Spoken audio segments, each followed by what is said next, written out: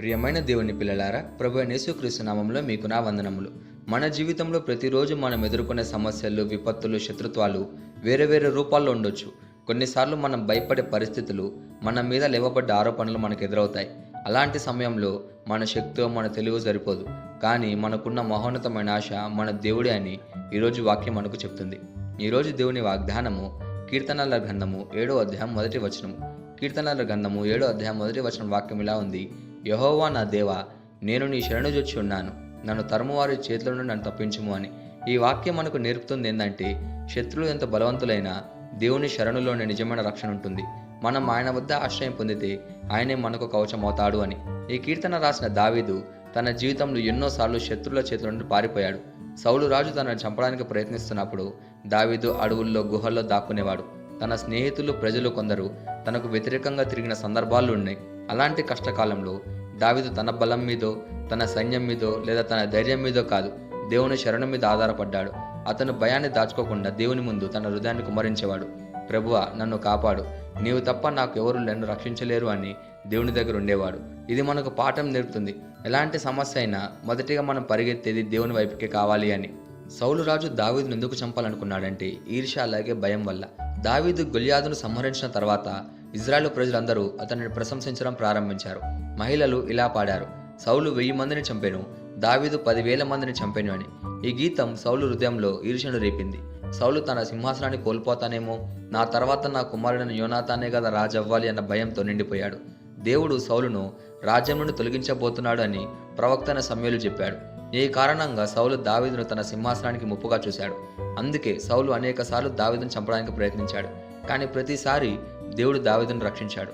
దావీదు తిరిగి సౌలును చంపే అవకాశం వచ్చినా అతను దేవుడి అభిషేక్తున్న రాజును తాకలేదు. కారణం ఏంటంటే, దేవుని సమయానికి దేవుడే న్యాయం చేస్తాడని దావీదు విశ్వసించాడు. దావీదు దేవునికి నచ్చినట్టు ఉన్నాడు కాబట్టి అతన్ని రాజును చేశాడు. దావీదు రాజైన తర్వాత ఒక పెద్ద తప్పు చేశాడు. అతను బెత్షెబాను చూసి ఆమెను కావాలని ఆకాంక్షించాడు. ఆమె భర్త అయిన ఊరియాను యుద్ధరంగంలో చంపడానికి కుట్ర చేశాడు. ఈ పాపము దేవుని హృదయాన్ని చాలా దుఃఖపరిచింది. ప్రవక్త అయిన నాతాను ద్వారా దేవుడు దావీదును మందలిస్తూ ఇలా చెప్పాడు: నీవు నన్ను లక్ష్యము చేయక హిత్తీయుడగు ఊరియా భార్యను నీకు భార్య అగునట్టు తీసుకున్నందున నీ ఇంటి వారికి సదాకాలం యుద్ధము కలుగును అని 2వ సమూయేలు గ్రంథము 12వ అధ్యాయం 10వ వచనం మనం చూడగలుగుతాం. అంటే దావీదు చేసిన పాపము అతని కుటుంబంలో తిరుగుబాటుని, రక్తపాతాన్ని తెస్తున్న దేవుడు ముందే హెచ్చరించాడు. ఈ ప్రవచనము అబ్షాలోము తిరుగుబాటు ద్వారా నిజమైంది. అబ్షాలోము తిరుగుబాటు ఎందుకు చేశాడంటే, అబ్షాలోము చెల్లెలైన తామారుపై అమ్నోను దుర్మార్గం చేశాడు. దావీదును ఈ సంఘటనపై సరైన న్యాయం చేయకపోవడం అబ్షాలోము హృదయాన్ని కాల్చివేసింది. కోపంతో అబ్షాలోము అమ్నోనును హత్య చేశాడు. హత్య తర్వాత అబ్షాలోము సంవత్సరాల పాటు దావీదును దూరమయ్యాడు. తిరిగి వచ్చిన తర్వాత తన తండ్రి రాజ్యాన్ని స్వాధీనం చేసుకోవాలని కోరిక పెంచుకున్నాడు. పట్టణ ద్వారాల వద్ద కూర్చొని ప్రజల సమస్యలను విని వారి హృదయాలను గెలుచుకున్నాడని 2వ సమూయేలు గ్రంథం 15వ అధ్యాయం చూడగలుగుతాం. చివరికి తిరుగుబాటు చేసి సైన్యంతో యెరూషలేమును స్వాధీనం చేసుకునే ప్రయత్నం చేశాడు.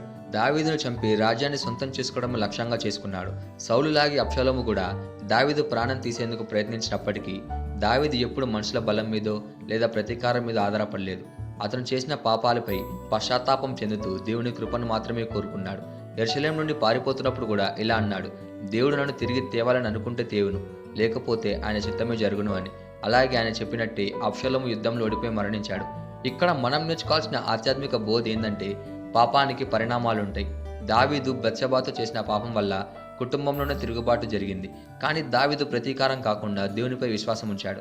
సౌలు, అబ్షాలోము ఇద్దరు దావీదును చంపడానికి ప్రయత్నిస్తున్నప్పటికీ దావీదు ఎప్పుడూ తన శత్రువులను స్వయంగా చంపలేదు.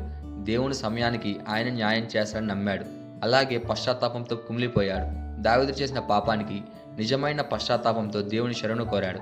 కాబట్టి మన పాపానికి కూడా ఫలితం తప్పక వస్తుంది. కానీ మనం కూడా దావీదులాగా నిజమైన పశ్చాత్తాపంతో దేవుని శరణు కోరితే దేవుడు మనల్ని శిక్షలో కూడా కాపాడి తన ప్రణాళికను నిలబెడతాడు. ఈ వాగ్దానాన్ని మన జీవితానికి ఎలా తీసుకోవాలంటే, మొదటిగా దేవుని శరణులో పరిగెత్తాలి. సమస్య వచ్చినప్పుడు ముందుగా దేవుని సన్నిధిలోకి వెళ్ళి ప్రార్థించాలి. రెండోదిగా మనసు తెరిచి ప్రార్థించాలి.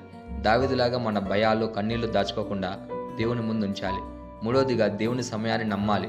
దావీదును సౌలు చంపే అవకాశం వచ్చినా తన సమయం కంటే దేవుని సమయమే శ్రేష్టమని నమ్మాడు. నాలుగోదిగా విశ్వాసంతో నిలబడాలి. శత్రువు ఎంత బలంగా ఉన్నా దేవుడు మనతో ఉన్నాడని నమ్మాలి. ఈ వాగ్దానాన్ని మనం స్వతంత్రించలాగున మనం ప్రార్థన చేద్దాం. మమ్మల్ని మిక్కిలిగా ప్రేమించిన ప్రియా పరలోకపు తండ్రి, నీకే కృతజ్ఞతాస్తుతులు వందనాలు చెల్లించుకుంటున్నాం ప్రభువా.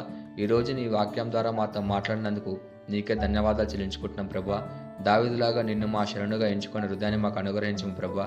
శత్రువులు ఎంతమంది లేవబడ్డా, కష్టాలు ఎంత కఠినమైనా నీ రక్షణపై మేము విశ్వాసం ఉంచి నిలబడే బలాన్ని ప్రసాదించము ప్రభా. మా కుటుంబాలను, మా హృదయాలను నీ రక్షణ ఉంచమని ప్రార్థిస్తూ యేసుక్రీస్తు నామమున అడుగుచున్నాం తండ్రి. ఆమేన్.